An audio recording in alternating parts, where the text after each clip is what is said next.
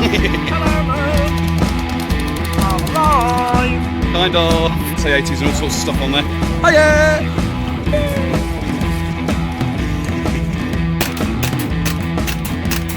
Full. Yes, I did catch it.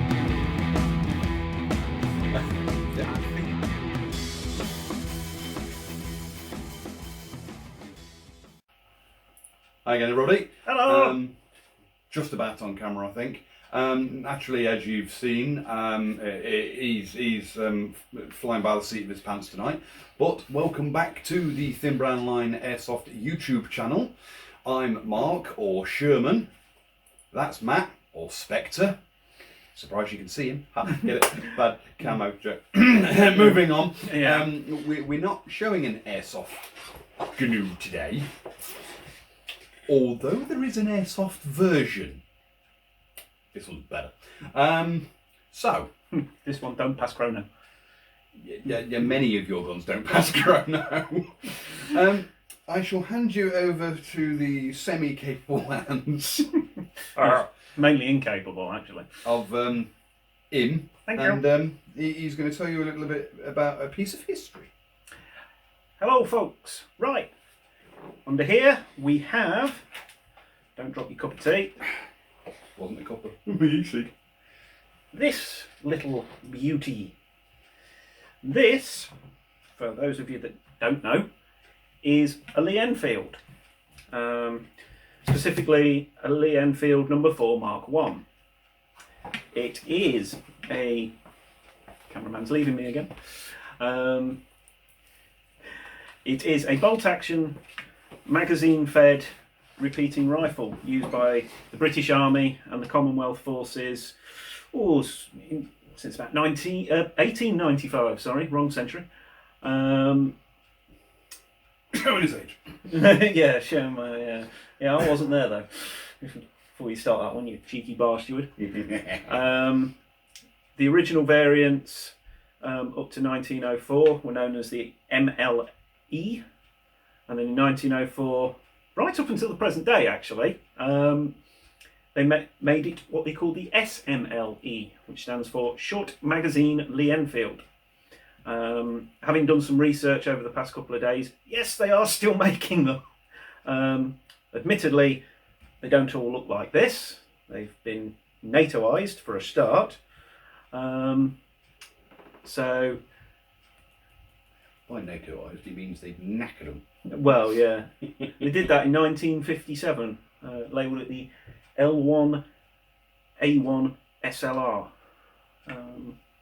Yeah. And that went through actually to the 1960s. So, yeah, what can we tell you about the Lee Enfield series of rifles? There was a lot of them. About a dozen different variants made, and total production stands at 17 million units, which is... And no, I haven't got most of them. He's working on it though. He's working on it. I do want a Lee Enfield. Yeah. Have you seen the price of them? The airsoft ones? Yes. Probably more expensive than this. Probably, yeah. So, yeah. As I say, it was recalibrated into 7.62. The sniper variant stayed in service with British forces till around the 1990s. Some of our Commonwealth still actually use it. One I found was the Bangladeshi police force. This is, or a Lee Enfield, not a Lee Enfield No4. A Lee Enfield is still what they use out there. And so yeah, it's the second most produced rifle behind the, and I'll try not to mispronounce this, the Moisen Nagant, the Russian bolt-action rifle. Hanging behind his head is one of the other most Well, yeah. guns in the world. Yeah, but I did say bolt-action rifles. That thing ain't one of them. So yeah, those of you that are avid fans of our show will have seen the... What are you doing? I'm sticking my curtain back together. Oh dear, studio's falling apart.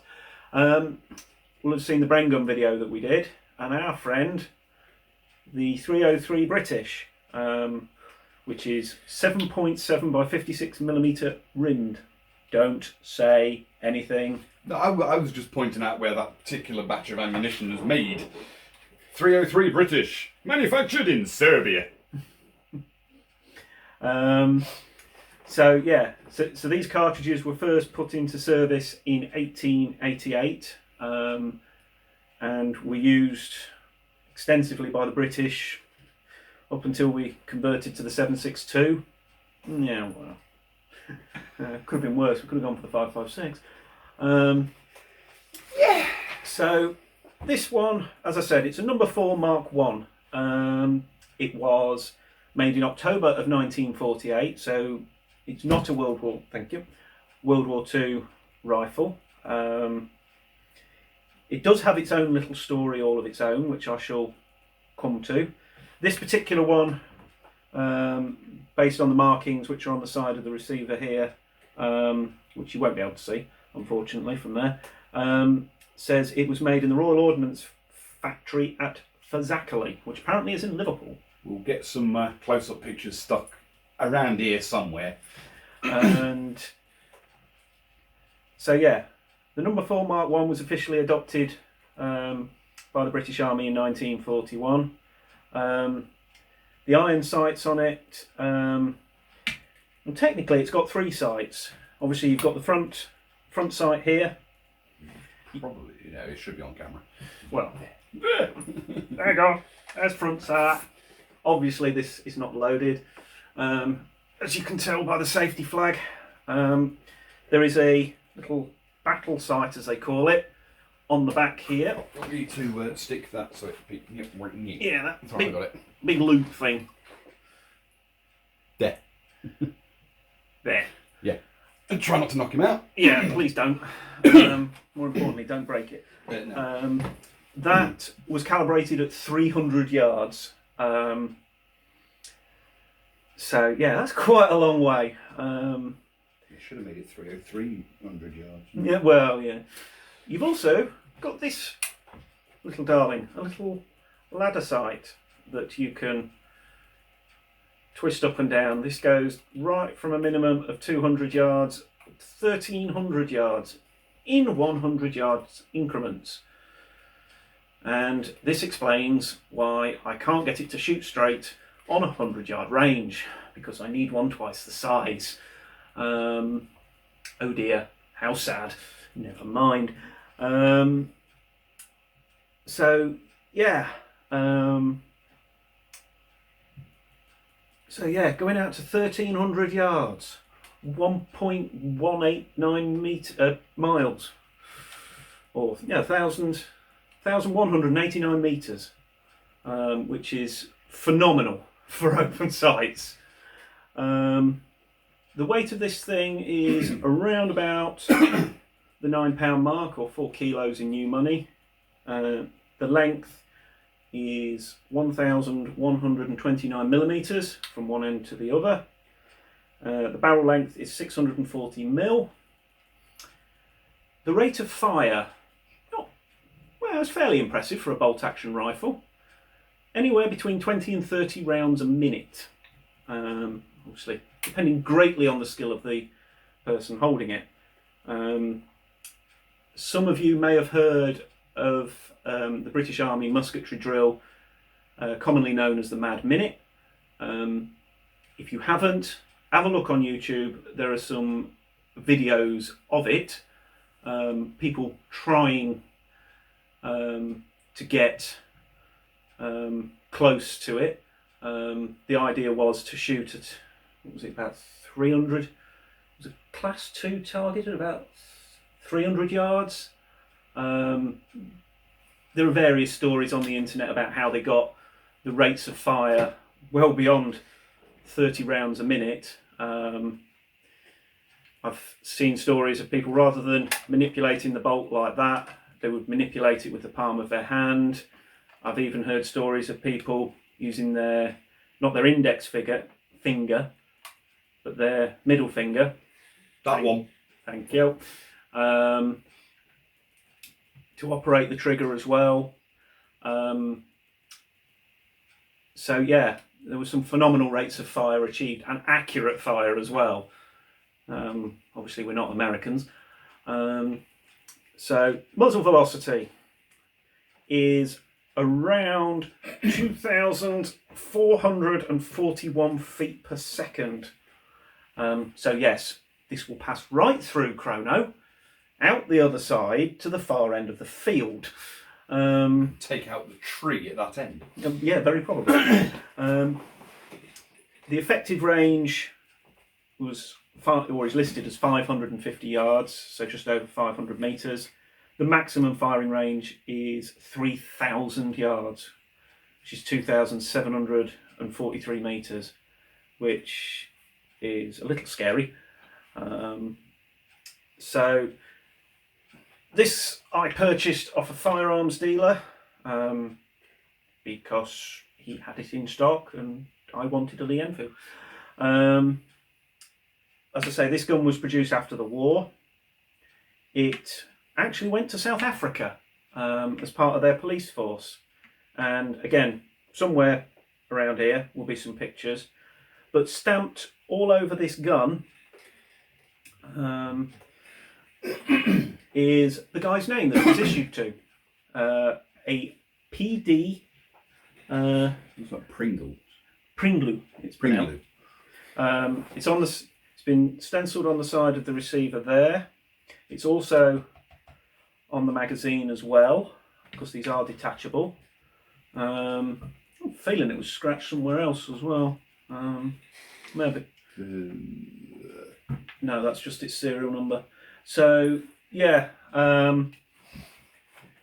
Everything has the matching serial numbers. You've got receiver, magazine, fore end, all got the right serial numbers on. Got many of the War Office markings, or Home Office markings as they would have been, telling you, you know, who made it, when, all that kind of thing. Having fired it, yeah, it's nothing like a modern rifle. I only shoot targets with this. Given its age when I first took it out, I was very gentle with it, and she was an absolute pig to work. She wouldn't cycle rounds, you couldn't close the bolt properly, and I thought, what on earth have I bought here? And thankfully one of the guys next to me on the range had one, and he sort of leaned over and said to me, yeah, just treat it how it was treated in the war, or would have been. Obviously this isn't a war variant. And ever since then it works beautifully. You do just have to be brutal with it. Treat them mean to keep them keen. Some sound relationship advice there, Mark, thank you. So yeah, there is a 10 round mag there. The mag does actually come out. Your studio's falling to pieces. He's destroying one of my projects. Mag release is at the front of the trigger housing. As you can tell, it doesn't get taken out very often. That's what she said last night. Yeah, she didn't say it twice again this morning though. So there's your magazine. You'll get 10 .303 rounds in there. And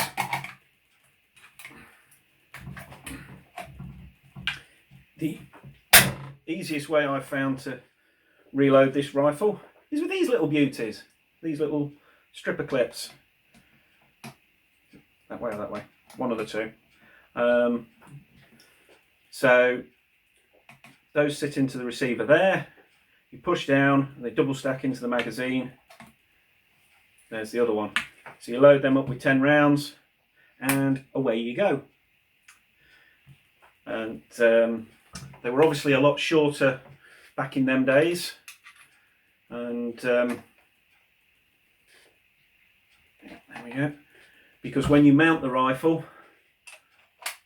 the bolt literally stops about a thumb's width away from your cheek when you pull it back, which is a little terrifying. when you're cycling it. Was that a stock part on there then? Yeah, Oh. yeah. Obviously, we're not going to cock the rifle, even though it is empty, but that moves forward. When you cock it, this bit moves forward. That's connected to the actual firing pin. So when you pull the trigger, that bit jumps forward. But yeah, when you pull the bolt back and you're on the rifle rest, you think. It took me a few times to realise it wasn't going to hit me in the face every time I reloaded it. So yeah, it has a kick like an army mule, and if you're not holding on to it, by God, will you regret it. It's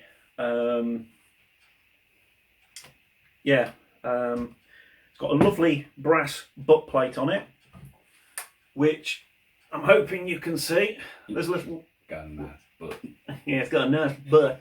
There's a little round, sort of little trapdoor on the back. In there, they would put the rope pull through and little oil container. And when I purchased this, and I got me greasy mitts on it, I opened that up, hoping to find the kit inside, and I actually found a little piece of paper with what I thought was English when I first started to read it, but I actually found was Afrikaans, and which sort of threw me a bit, because you can understand some of the words, like one word in three, and there's little drawings on here. It's actually operating instructions by Mr. PD. Oh no, it's Prinsloo. It's not a G, it's an S. Oh. Prinsloo. The only reason I know this is because where I was working at the time, there was a lady there that was from South Africa, and she got it translated for me. So yeah, they obviously didn't issue him with the tool to adjust the front sight, because you've got a little post, but it moves sideways, and there's like a special clamp, and you can move it sideways to adjust for windage. But yeah, he's written down instructions when you're on the range, basically telling you to aim a little bit the other way if you don't hit where you're aiming. Which, so rather than adjust the rifle to himself, he left instructions, which is mildly amusing. I've never adjusted them, but it's just a nice little story that goes with it. So yeah, that is my 303 Lee Enfield No4 Mark 1. And if you want the airsoft version of this, I'll stick links in the description. But have a healthy bank balance. Yeah. They are good rifles though, even the airsoft ones. Oh yeah. I mean, there was Private Pike at the last game, wasn't there? And a lot of the Lee Enfield airsoft ones are real wood and metal as well. So they've got quite a bit of realism to them, and they are beautifully made, aren't they? Mm. Damned accurate as well, as I found out. Same spot twice in a row, Same wasn't it? eye twice. If you're out there, Private Pike, you know who you are. We don't actually know his real name, but he was in World War One. Yeah, World War One gear. It was a World War One running around rifle with as well. the airsoft replica Lee Enfield, and he just kept slotting in. It was hilarious. You would say that. You weren't on the receiving end of it. Hilarious to me, because I was also the one who took him out after he took him out every time. Yeah, we don't like it when you shoot us. So No. we come after you. Yes. And there's going to be more of us on the 16th, which will be either last week or today, depending when I upload this video. But there is, providing everybody turns up, has turned up, did turn up, there's going to be about 12 or 13 of these running around. A sea of brown, shot up with toilet jokes. But yeah, I'm just thinking how much we're going to confuse people if they're all running around in DPM and brown berets. Yeah, but Helen will stick out a bit more because she's got bright blonde hair. She's 5 one or foot two and other a fag things. end. She's a woman. And she's not called Tank Girl for no reason. Look it up. Late 80s, early 90s film. Yeah. Thank me later. We do need a distraction, don't we? So yeah, any questions you've got about the Lee Enfields, ping them to me and I'll do my best to find out any questions I don't already know the answers to. Other than that, we shall see you on the next one. Thanks for watching. Take care.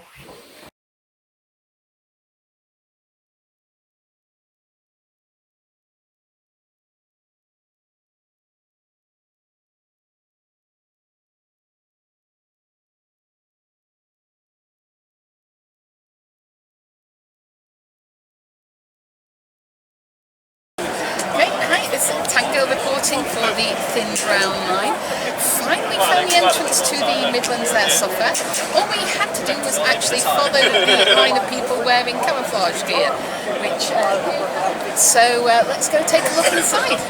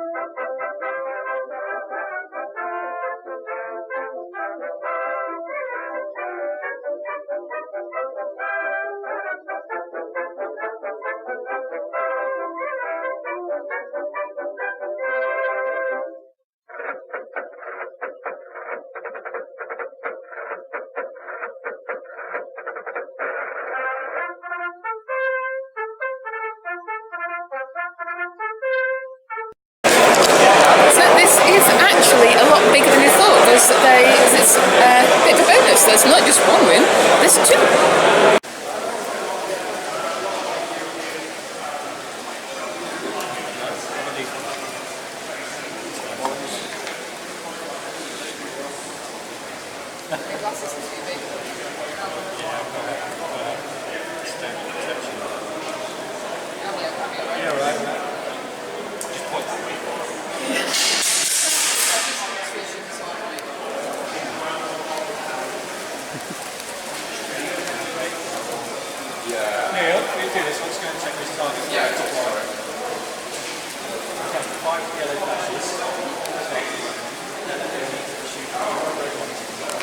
Helen? So fire at the yellow one.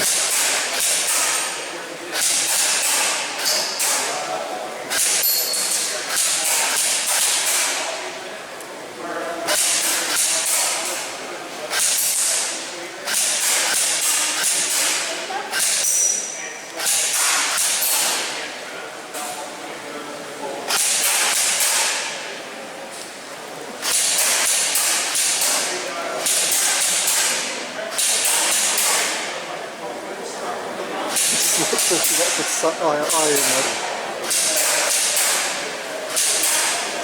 So it's surprisingly easy. Even without